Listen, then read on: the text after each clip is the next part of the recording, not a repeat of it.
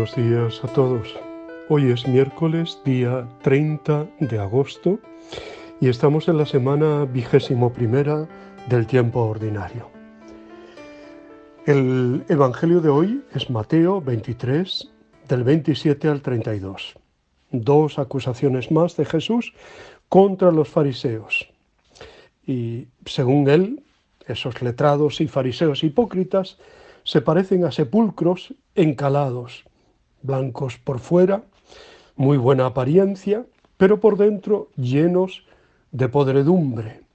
Los sepulcros se blanqueaban, entre otras cosas, para que se pudieran distinguir bien y no tocarlos, porque eso dejaba impura a la persona. Además, los fariseos llevaban o levantaban mausoleos y adornan los sepulcros de los profetas muertos por sus antepasados, pero ellos mismos rechazan a los profetas vivientes y están a punto de asesinar al enviado de Dios, con lo que van a colmar la medida de sus padres. Jesús sigue fustigando el pecado de hipocresía, aparentar por fuera lo que no se es por dentro, no ser coherente. Como había condenado a los árboles que solo tienen apariencia y no dan fruto, aquí desautoriza a las personas que cuidan su buena opinión ante los demás, pero dentro están llenos de maldad. ¿Se nos podría achacar algo de esto? ¿No andamos preocupados por lo que los demás piensan de nosotros, cuando lo que tendríamos que trabajar es en mejorar nuestro interior, en la presencia de Dios, a quien no podemos engañar? ¿Es auténtica o falsa nuestra apariencia de piedad? ¿Sería muy exagerado tacharnos de sepulcros blanqueados? También conviene que nos evaluemos en otro aspecto que Jesús denuncia. Somos de las personas que de palabra se distancian de los malos, como los fariseos de sus antepasados. Nosotros, no, que va, no hubiéramos hecho eso de ninguna manera. Pero en realidad somos tan malos o peores que ellos cuando se nos presenta la ocasión. ¿Se podría decir algo así de la Iglesia, que denuncia, y con razón, los defectos de la sociedad, pero que puede caer en las mismas faltas que critica, como la ambición o la violencia o el interés por el poder?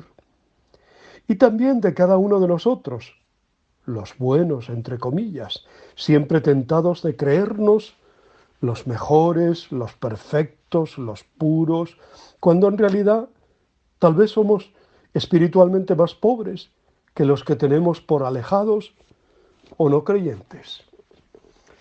Por tanto, hoy va de evaluación interior.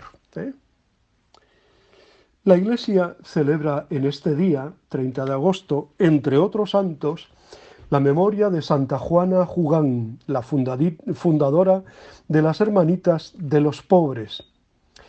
En realidad su nombre religioso es Santa María de la Cruz Jugán. Nació en Cancale, en una aldea francesa, en un pequeño puerto de pescadores, el 25 de octubre de 1792. Hija de Josep Jugán, de oficio pescador, era la sexta de 8 hermanos, 3 de los cuales murieron después de nacer. Tras la desaparición de su padre en un viaje a Terranova, cuando ella aún no había cumplido 4 años, su madre, Marie Aurel, desempeñó varios trabajos mientras esperaba el retorno de su marido. En un ambiente marcado por la revolución, con la prohibición de celebrarse el culto, Juana comenzó a participar de la fe cristiana gracias a su madre y al resto de mujeres de su aldea, e hizo la primera comunión tras la firma del Concordato de 1801. A los 16 años fue contratada como ayudante de cocina en Saint-Colombe, en una casa propiedad de la vizcondesa de Chué, para quien trabajó varios años. Su tarea era acoger a los mendigos que acudían a la casa en busca de ayuda y visitar con la vizcondesa o en su nombre a aquellos ancianos y pobres que vivían solos. A los 24 años, un joven marinero de Cancale, que ya lo había intentado unos años antes, Le pidió de nuevo matrimonio, pero Juana le rechazó. Dios me quiere para él. Me guarda para una obra que no es conocida, una obra que aún no está fundada. En 1817 se fue de Cancale hacia Saint-Servan, Villa Unida Saint-Malo. Desde 1867, donde comenzó a trabajar en el Hospital de Rosé como ayudante de farmacia. Su labor no solo se centró en la atención a los hospitalizados, sino que también empezó a recorrer los barrios pobres de la ciudad. Ese mismo año entró a formar parte de la Orden Tercera del Corazón de la Madre Admirable, fundada por San Juan Eudes. En 1823, tras 6 años de trabajo en el hospital, abandonó el puesto a causa del agotamiento y fue recibida en casa de Marie Lecoq, donde estuvo 12 años dedicada a la oración y a la ayuda a los pobres. En esa época se afilió también a la Tercera Orden de las Hijas del Sagrado Corazón. En 1835 falleció Marie Lecoq y poco después Juana, junto con una amiga, François Aubert, alquiló un apartamento en el número 2 de la calle del Centro, en Saint-Servan, donde continuaron ayudando a los pobres. En invierno de 1839, Juana se encontró a una anciana ciega y enferma, Anne Chauvin, y la llevó a su casa, donde la atendió y acostó en su propia cama. Poco a poco fueron llegando a casa más mendigos y recibió las primeras ayudas para atenderlos. 3 jóvenes se unieron a Juana en la tarea de formar el germen de la futura congregación. En mayo de 1842, la pequeña asociación dictaminó sus reglas de vida y trabajó inspiradas en la regla de los hermanos de San Juan de Dios. Y Juana Jugan fue elegida superiora en presencia del abad Auguste Leparlier, vicario de Saint-Servan, a quien les ayudó a organizar la congregación. Asimismo, adoptaron el nombre de Siervas de los Pobres. Juana se dedicó desde entonces a pedir limosna con la cual atender a los pobres. En 1844 la congregación se renombró como Hermanas o Hermanitas de los Pobres, a la vez que se establecía como una institución religiosa. Las hermanas hacían voto de obediencia, pobreza y castidad y llevaban un atuendo inspirado en la vestimenta de las mujeres bretonas. Con los años, el padre Lepalier se atribuyó íntegramente los orígenes de la congregación e impuso su versión tanto dentro como fuera de la misma, incluyendo en las constituciones la oficialidad de su cargo como superior.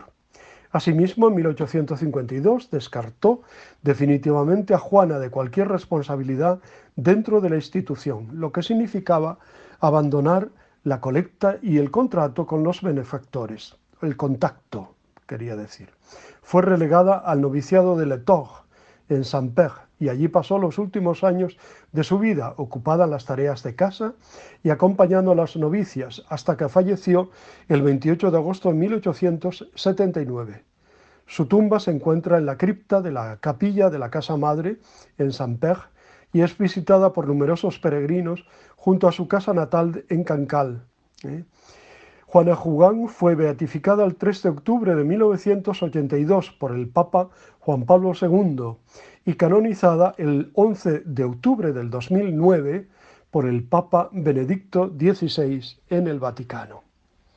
Pues damos gracias a Dios por su vida, por su testimonio y por su labor, esa labor preciosa de las hermanitas de los pobres, de las hermanas de los pobres, que cuidan también a los ancianos y a los más necesitados de todo el mundo. Os deseo muy buen día, os abrazo y os bendigo en el nombre del Padre, del Hijo y del Espíritu Santo.